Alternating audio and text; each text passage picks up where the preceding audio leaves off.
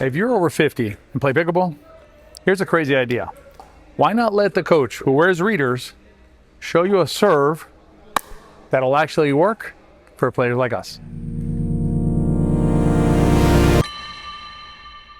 There's a ton of advice out there as to what type of serve you need to play. In this video coaching lesson, I'm going to show you the serve that I use both in recreational play 0-0. as well as tournament play at the US Open.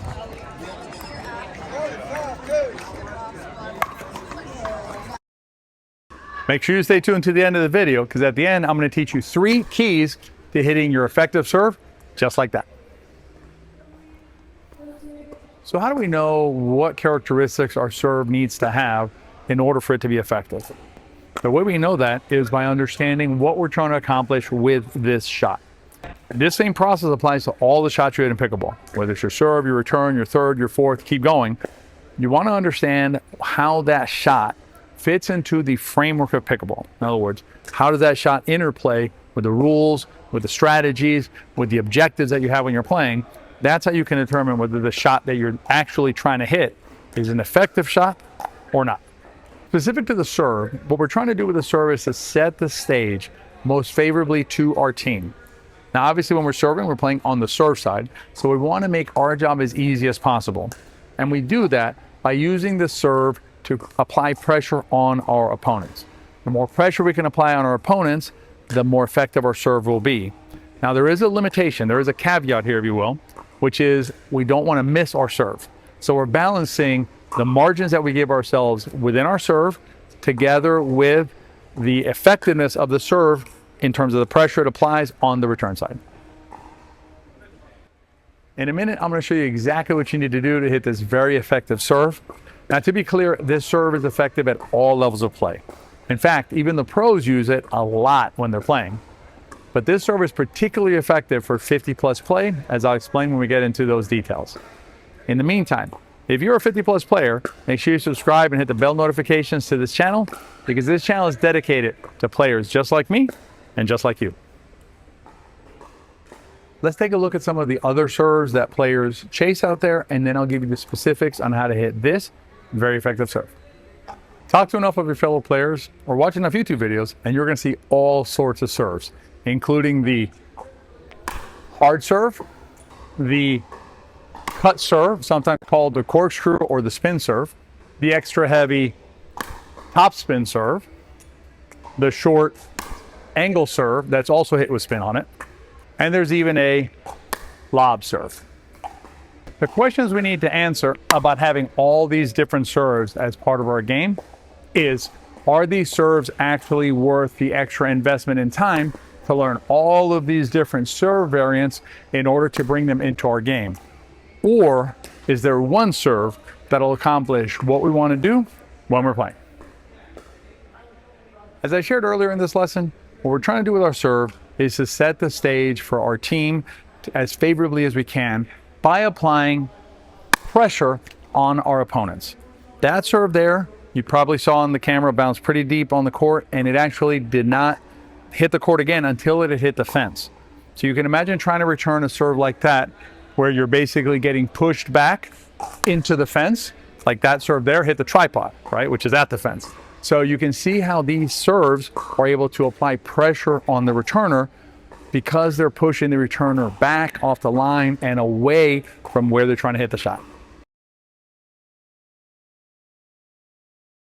There are 3 keys to accomplishing this serve, and these are the exact specifications of how you get this serve into your game. The first characteristic of it is it has a nice height over the net.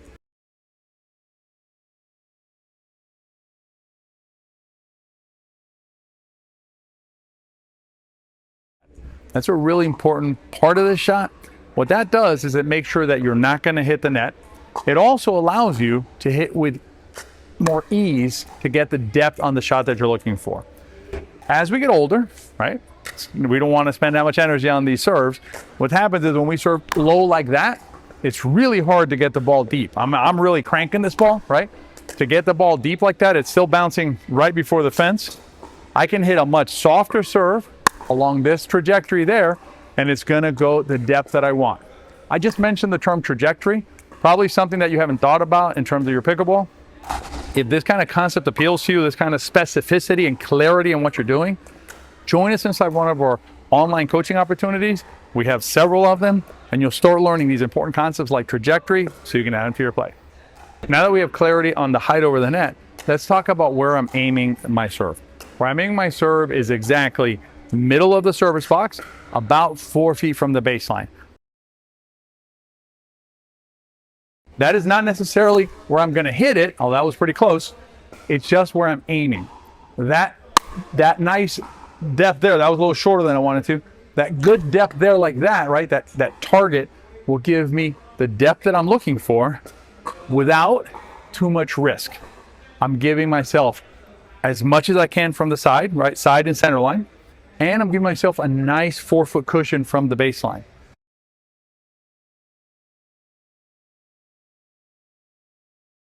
So I get depth without needlessly risking missing the serve.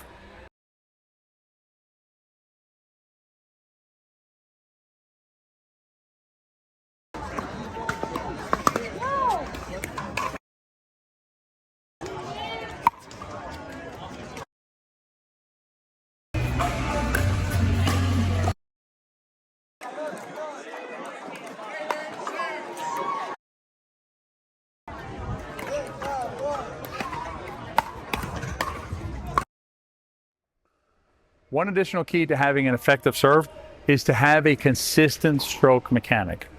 This is another reason why trying to vary your serve can negatively impact you. Because if you're coming up to serve and then you're trying to hit like that cute, inside out little short angle serve with a little bit cut like that, right? That serve has a very different stroke mechanic than that serve, and has a very different stroke mechanic than that serve.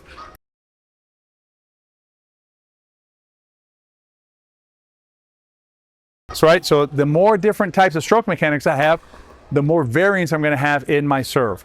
That last shot serve that I just hit will work perfectly, and if I hit that same serve every time, I'll get the job done with less mistakes.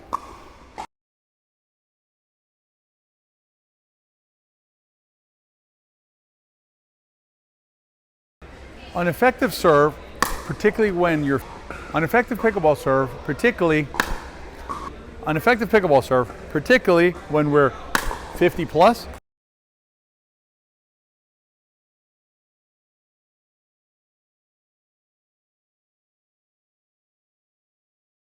Having an effective pickleball serve, particularly when we're over 50, is all about getting the serve in and deep. I'm gonna put a link up here to an absolutely free Better Play guide where we share with you awesome tips that'll help you improve your play. You'll also be signed up for our weekly newsletter where we share more tips throughout the year. Until our next coaching lesson, I'll see you next time.